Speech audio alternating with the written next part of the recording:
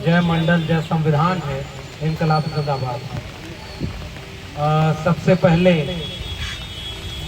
इस धरने पर बैठी हुई हमारी वैचारिक साथी, हमारे मिशन आंदोलन की साथी और साथ में विश्वविद्यालय की भी साथी रही, डॉक्टर रितु सिंह के इस हिम्मत हौसले को मैं सलाम करता हूं। और यहाँ आना इसलिए महत्वपूर्ण नहीं है कि हम डॉक्टर रितु का साथ देने के लिए यहाँ आए। असल में हमें ये महसूस होता है, हम जैसे बहुत सारे लोगों के हिस्से की लड़ाई लड़ते हुए डॉक्टर रितु ने ये हिम्मत की है और यहाँ बैठी हैं, इसलिए यहाँ आकर के हमें हिम्मत मिली है कि लड़ाई इस तरह से बिना डरे अपने उसूलों और अपने अधिकार के लिए लड़ी जानी चाहिए। ये लड़ाई जो लड़ी जा रही है ये इसलिए भी हमारे लिए महत्वपूर्ण है क्योंकि मैं खुद इसी विश्वविद्यालय का हिस्सा हूँ। डॉक्टर रितु की नौकरी जब छीनी गई, इन्हें नौकरी से निकाला गया, उसके पहले हम लोग लगातार नौकरी में होते हुए कभी शिक्षा बचाने की लड़ाई हो, कभी 13 पॉइंट रोस्टर की लड़ाई हो, कभी अलग अलग तरह के मुद्दे हैं, हम लोग साथ में लड़ाई लड़ते रहे। बहुत सारे लोग विश्वविद्यालय में हैं लेकिन उसमें से लड़ने वाले बहुत कम, और जो भी विश्वविद्यालय से जुड़ा है वो ये बात जानता है, सब लोग हिम्मत नहीं कर पाते। और उसी बीच में ये दिन आया कि इन्हें नौकरी से निकाल दिया गया। वही पद, वही ओहदा जो डॉक्टर रितु का था वही मेरा। ये भी एडहॉक प्रोफेसर थी, असिस्टेंट प्रोफेसर एडहॉक, वही हम भी थे। तो उस समय भी हम लोगों ने उस दौलत राम कॉलेज के गेट पर खड़े होकर, कोविड का समय और कोविड के समय बहुत कुछ खुल गया था, रैलियां, लोग नेता लोग रैली कर रहे थे, चुनाव लड़ रहे थे, लेकिन विश्वविद्यालय पर उनका नियम कानून अलग था।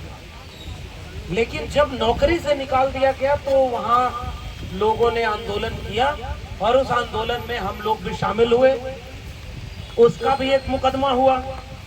उस मुकदमे में चूंकि हम लोग की तरफ से दिल्ली विश्वविद्यालय शिक्षक संघ एक तरफ से खड़ा था इस आंदोलन में, तो उसके साथ वो पूरा मुकदमा चलता रहा। हम कोर्ट गए, वहां पर सुनवाई होती रही।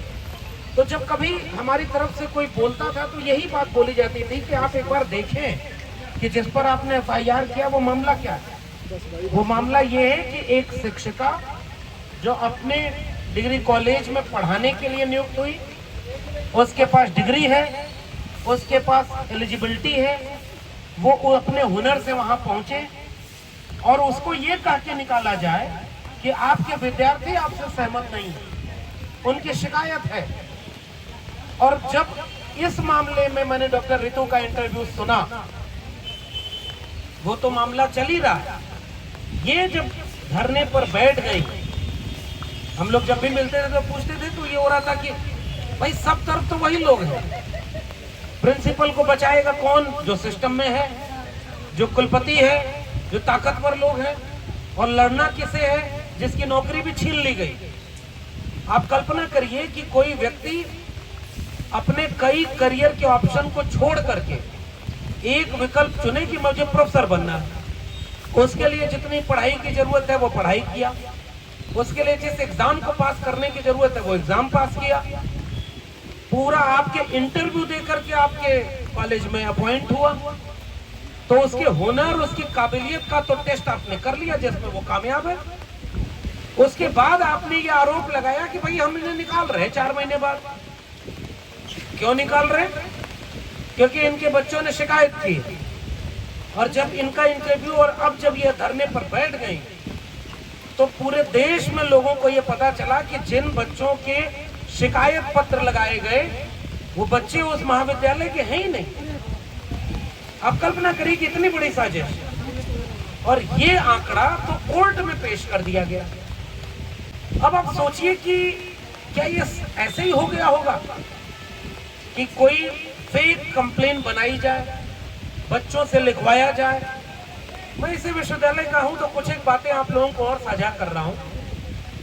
लगातार उच्च शिक्षा पर हमला हो रहा है। अभी संचालिका महोदया ने बोला कि भाई हम लोग की लड़ाई क्या है, हम लोग की लड़ाई संविधान की लड़ाई है, सबको बराबरी न्याय मिले, हक हुकूक मिले, और उसके साथ हमारी लड़ाई ये कि सबको शिक्षा मिले। क्योंकि हम यहाँ खड़े हैं तो हम उसी शिक्षा की बदौलत खड़े हैं, और उसी शिक्षा के हक की लड़ाई हमारे पुरखे फूले, अंबेडकर, पेरियार सबने उसी शिक्षा के लिए लड़ाई लड़ी। और उन्होंने तो यहाँ तक कह दिया कि भाई मुक्ति का एक द्वार है शिक्षा।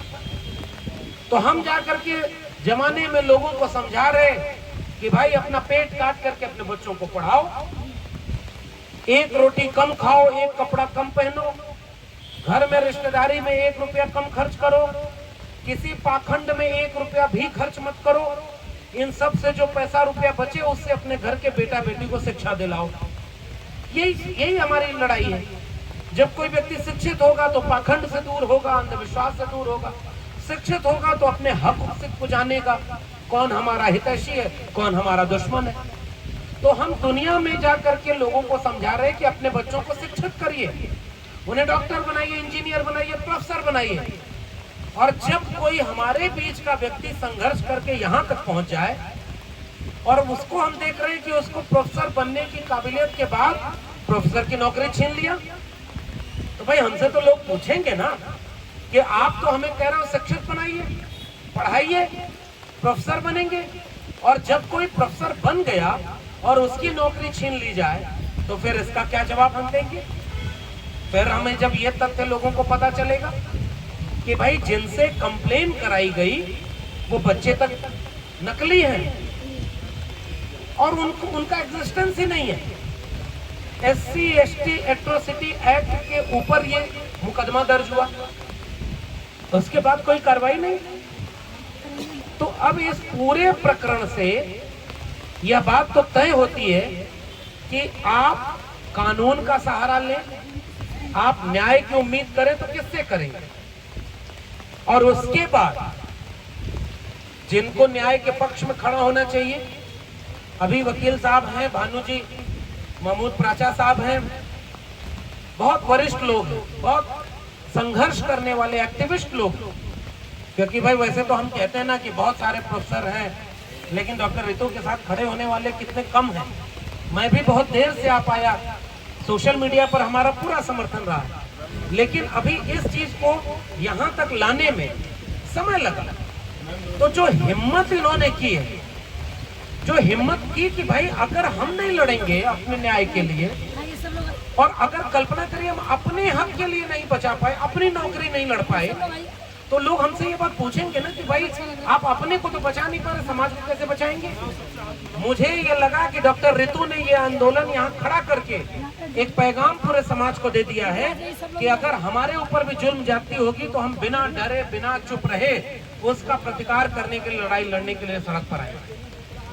तो मैं डॉक्टर रितु की इस हिम्मत को सलाम करने आया हूँ कि भाई अगर गलत कुछ होगा तो उसकी हक की लड़ाई लड़ी जाए और इस बात को समझा जाना चाहिए।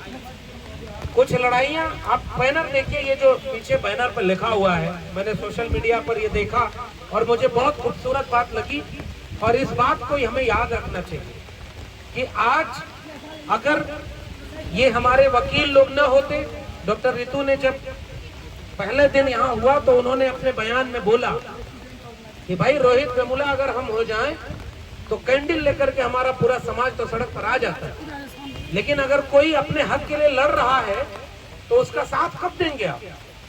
और इन्होंने कहा कि भाई हम तो बहुत अवसाद में थे, लेकिन हमारे साथ हमारे महमूद प्राचा साहब हैं, भानु प्रताप सिंह जी हैं, ये लोग खड़े हुए, हिम्मत मिली, न्यायपालिका तक गए। तो मैं तो सलाम करता हूँ इस पूरी टीम का। और तब उन्होंने उस हिम्मत से ये बात लिखी कि हमें नौकरी नहीं चाहिए अब, वो तो हमने ऑलरेडी अपने हुनर पर ले ली थी, हमने मांग की नौकरी नहीं ली थी। इन्होंने इंटरव्यू देकर, मेरिट जुटाकर, लेख लिखकर, PhD में एनरोलमेंट कराकर अपनी काबिलियत से नौकरी तो ले ली थी, और नौकरी आपने छीन ली। और अब ये आंकड़े आ रहे हैं जो कोर्ट में पेश हो चुके हैं कि नौकरी आपने बहुत साजिश करके छीनी है।